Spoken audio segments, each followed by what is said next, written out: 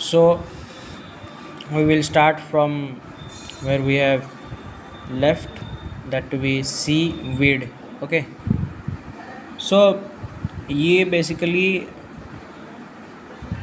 Algae होते हैं, marine algae, जो नॉन फ्लावरिंग होते हैं। ठीक है, ना ही इनके पास रूट है, ना ही इनके पास स्टेम है, लेकिन एक बॉडी है। वो बॉडी को बोला जाता है थैलस, जो इनको सपोर्ट करके रखता है। ठीक है, रूट तो है नहीं, स्टेम तो है नहीं, ये एल्जी को सपोर्ट कौन करेगा? फिर सपोर्ट करता है थैलस, और बॉडी भी इसको बोलते हैं। ओके, सी वुड्स के बहुत सारे ऐसे मैक्रोस्कोपिक हो जाए या फिर मल्टीसेलुलर एल्जीज पाए जाते हैं, जिनका साइज, शेप, कलर डिफरेंट होता है। और ये करते क्या है? मेनली हैबिटेट प्रोवाइड करते हैं, रहने का जगह प्रोवाइड करते हैं। किनको? मराइन लाइफ फॉर्म्स को। छोटे छोटे ऑर्गेनिजम्स हो गए, वो सब आके सी वीड में रह जाएंगे। वीड मतलब क्या? घास, राइट? जस्ट लाइक दैट, घास इन द सेंस एल्गी। कोई छोटा सा ऑर्गेनिज्म है, वो आके शेल्टर ले लेगा किससे? सी वीड से, है ना? तो अब ये क्या किया? इसको थ्रेट से बचाया। अब सी वीड्स जो हैं मोस्टली इंटरटाइडल रीजन्स में पाए जाते हैं, शैलो में, डीप वाटर में पाए जाते हैं। ओके, और अगर इनके बारे में बताएं तो ये जो उस जगह की इकोसिस्टम को बैलेंस आउट करता है। ओके, कैसे बैलेंस आउट करता है? कार्बन डाइऑक्साइड निकाल लेता है। ठीक है, इसको ओशियन एफॉरेस्टेशन भी बोलते हैं। ओशियन एफॉरेस्टेशन मतलब क्या? ऑक्सीजन का बढ़ना और कार्बन डाइऑक्साइड का कमना। ये एल्जी कार्बन डाइऑक्साइड को यूज़ कर लेते हैं। ठीक है, और आयरन के ऊपर बड़ा डिपेंडेंट रहते हैं ये लोग फोटोसिंथेसिस करने के लिए। ओके, और जब कोई मिनरल बढ़ जाता है तो ये क्या करते हैं? मराइन लाइफ के लिए डेंजरस बन जाता है वो। तो कोई मिनरल अगर पानी में बढ़ जाता है तो ये लोग क्या करते हैं?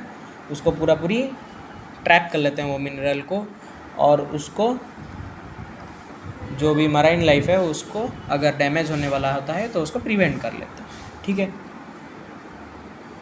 और अगर बात करें तो बहुत सारे ऐसे मेटल्स हैं मराइन इकोसिस्टम में पाए जाते हैं, ये इसको भी एनगल्फ कर लेता है ना, और डैमेज से बचा लेता है। ओशन एफॉरेस्टेशन के बारे में तो बता चुका, कार्बन डाइऑक्साइड वो लोग निकाल लेते हैं एनुअली बहुत ज़्यादा। ठीक है,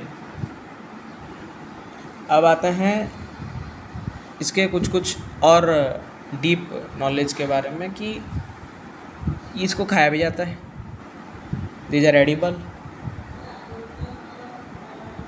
और अगर बात किया जाए तो ये कॉमर्शियल यूज़ में लिया जाता है ह्यूमंस के थ्रू, और कई बार तो इसको फर्टिलाइज़र के वाइज इसको यूज़ किया जाता है। ठीक है, बहुत सारे इकोलॉजिकल एरियाज़ में पाए जाते हैं सी वीड्स। अब यही चीज़ के अंदर थोड़े बहुत डिविजन्स हैं, जैसे रेड एल्गी, ठीक है, और आते हैं ब्राउन एल्गी,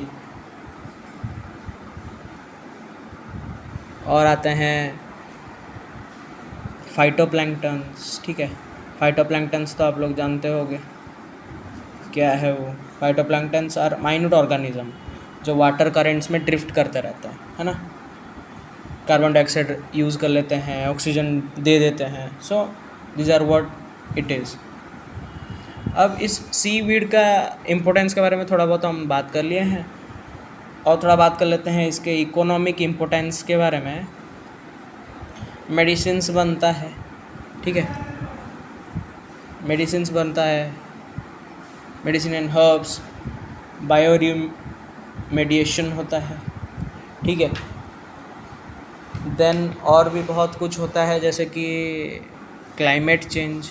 क्लाइमेट चेंज आप सोच रहे हो क्लाइमेट चेंज कैसे हुआ, अरे क्लाइमेट चेंज कैसे हुआ, यहाँ पे कार्बन डाइऑक्साइड रीच था, कार्बन डाइऑक्साइड यूज़ कर लिया तो वो कार्बन डाइऑक्साइड कम गया, दैट्स वाई क्लाइमेट चेंज। और भी बहुत सारे यूजेस हैं, मैं ऑलरेडी एक्सप्लेन कर चुका हूँ। फर्टिलाइज़र के यूज़ में, फर्टिलाइज़र के हिसाब से यूज़ करते हैं इसको। और बस इतना ही है।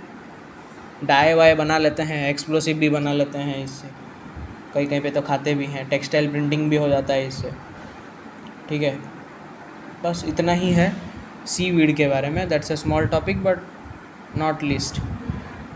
कम नहीं है, ज़्यादा है बट चलेगा, 2 मार्क में आएगा। So you have to look over this topic. So we have completed the chapter marine biology here. That's the end. Thank you.